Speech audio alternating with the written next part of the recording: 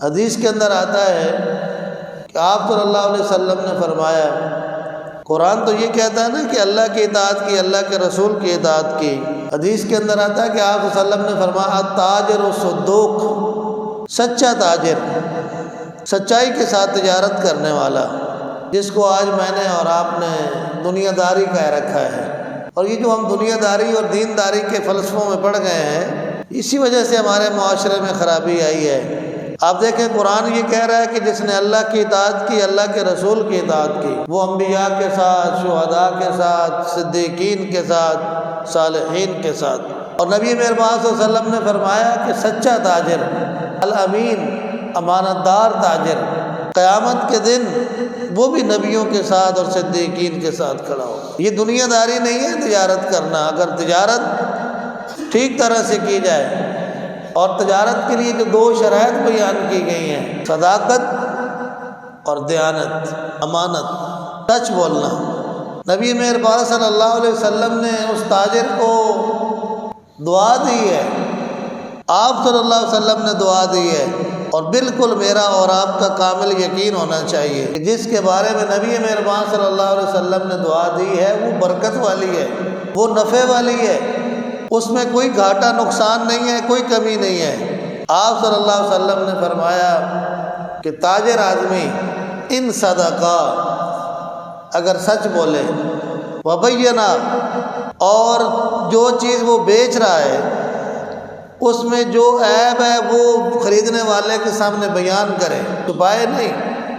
اللہ کے نبی صلی اللہ علیہ وسلم نے فرمایا بورک لہما فی بیعہما، وہ دونوں کے اس خرید و فروخت کے عمل میں اللہ برکت دیتا ہے۔ ہم نے نفع اور پیسے کو کمانے کے جتنے ڈھنگ سیکھے ہیں وہ آپ صلی اللہ علیہ وسلم کے طریقوں کو چھوڑ کر سیکھے ہیں۔ اس کا نتیجہ یہ ہے کہ کثرت کے باوجود بے برکتی ہے۔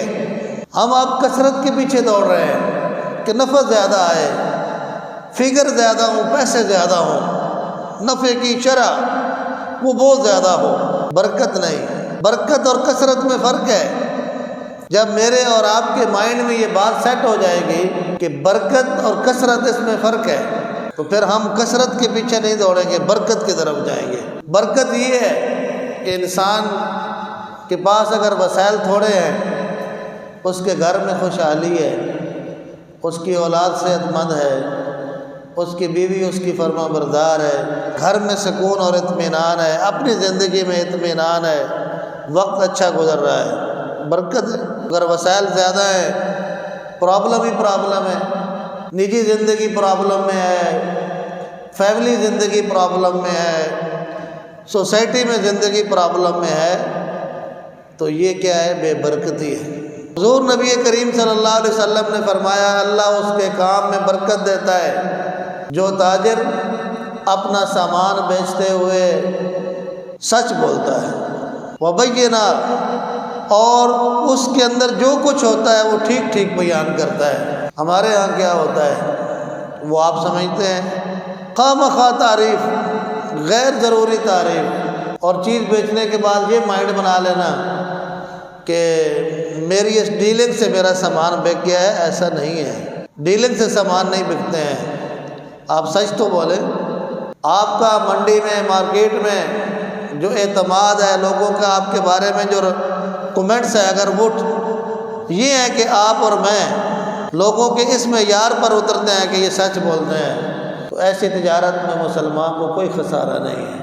اور پھر نبی مہربان صلی اللہ علیہ وسلم نے فرمایا ان قتما، اگر بیچنے اور خریدنے والا دونوں اس عیب کو چھپاتے ہیں، وَكَذَبَ، اور بیچنے اور لینے والا ایک دوسرے سے جھوٹ بولتے ہیں، مُحِقَتْ بَرْکَتُ بَيْعِهِمَا، آپ صلی اللہ علیہ وسلم نے فرمایا اللہ ان دونوں کی بیع میں برکت ختم کر دیتا ہے۔